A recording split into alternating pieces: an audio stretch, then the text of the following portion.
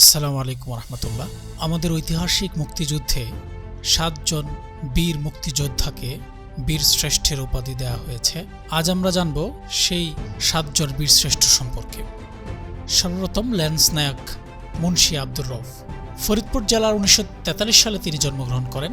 তিনি ইপিআর তথা east Pakistan রাইফেলসের lance নায়ক হিসেবে কর্মরত ছিলেন। তিনি মুক্তিযুদ্ধে ১ নং সেক্টরে যোগ দেন এবং ৮ এপ্রিল ১৯৭১ সালে শহীদ হন। তিনি ছিলেন মুক্তিযুদ্ধের প্রথম শহীদ বীরশ্রেষ্ঠ। তাঁর সমাধি রয়েছে রাঙ্গামাটি জেলার নানিয়ারচরে।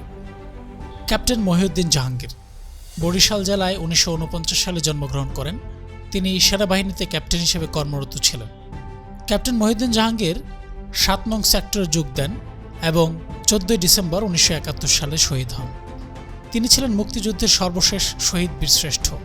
তার সমাধি রয়েছে চাঁপাইনবাবগঞ্জের ছোট সোনা মসজিদ প্রাঙ্গণে। সিপাহী মোস্তফা কামাল ভোলা জেলায় ১৯৪৭ সালে জন্মগ্রহণ করা এই বীরশ্রেষ্ঠ সেনাবাহিনীতে সিপাহী হিসেবে কর্মরত ছিলেন।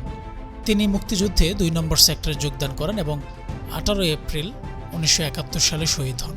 তাঁর সমাধি রয়েছে ব্রাহ্মণবাড়িয়ার আখাউড়ার দরুইন গ্রামে। ফ্লাইট লেফটেন্যান্ট মতিউর রহমান ঢাকা জেলায় ১৯৪১ সালে জন্মগ্রহণ করেন। তার পৈতৃক বাড়ি ছিল নরসিংদীতে। তিনি বিমান বাহিনীতে লেফটেন্যান্ট হিসেবে কর্মরত ছিলেন। মুক্তিযুদ্ধের সময় তিনি পাকিস্তানে কর্মরত ছিলেন। পাকিস্তান বিমান বাহিনীর একটি T-33 প্রশিক্ষণ বিমান, যার ছদ্মনাম ব্লু বার্ড 166, ছিনতাই করে নিয়ে দেশে ফেরার পথে বিমান দুর্ঘটনায় ২০ আগস্ট ১৯৭১ সালে নিহত হন। প্রথমে পাকিস্তানের করাচির মৌরিপুরে মাশরুর ঘাটিতে তার সমাধিস্থল ছিল। পরে ২৪ ও ২৫ জুন ২০০৬ সালে পূর্ণ মর্যাদায় তার দেহাবশেষ বাংলাদেশে ফিরিয়ে এনে মিরপুর শহীদ বুদ্ধিজীবী কবরস্থানে দাফন করা হয়। ল্যান্স নায়ক নূর মোহাম্মদ শেখ নড়াইল জেলায় ১৯৩৬ সালে জন্মগ্রহণ করা এই বীরশ্রেষ্ঠ ইপিআর তথা ইস্ট পাকিস্তান রাইফেলসের ল্যান্স নায়ক হিসেবে কর্মরত ছিলেন। তিনি মুক্তিযুদ্ধে ৮ নং সেক্টরে যোগদান করেন এবং ৫ সেপ্টেম্বর ১৯৭১ সালে যশোরের গোয়ালহাটি গ্রামে শহীদ হন। তাঁর সমাধি রয়েছে যশোরের শর্ষা উপজেলার কাশীপুর গ্রামে। সিপাহী হামিদুর রহমান মুক্তিযোদ্ধা বিষয়ক মন্ত্রণালয়ের সূত্র মতে ঝিনাইদহ জেলায় ১৯৫৩ সালে জন্মগ্রহণ করেন সিপাহী হামিদুর রহমান। অপরদিকে বাংলাপিডিয়া সূত্র মতে পশ্চিমবঙ্গের ২৪ পরগনা জেলার ডুমুরিয়া গ্রামে ১৯৪৫ সালে তিনি জন্মগ্রহণ করেন। তিনি সেনাবাহিনীতে সিপাহী হিসেবে কর্মরত ছিলেন। তিনি যুদ্ধ করেন মুক্তিযুদ্ধে ৪ নং সেক্টরে। তিনি ২৮ অক্টোবর ১৯৭১ সালে মৌলভীবাজারের কমলগঞ্জ উপজেলাধীন ধলই সীমান্তে মৃত্যুবরণ করেন। প্রথমে ভারতের ত্রিপুরা রাজ্যের আমবসার হাতিমের ছড়া গ্রামে তার সমাধি ছিল।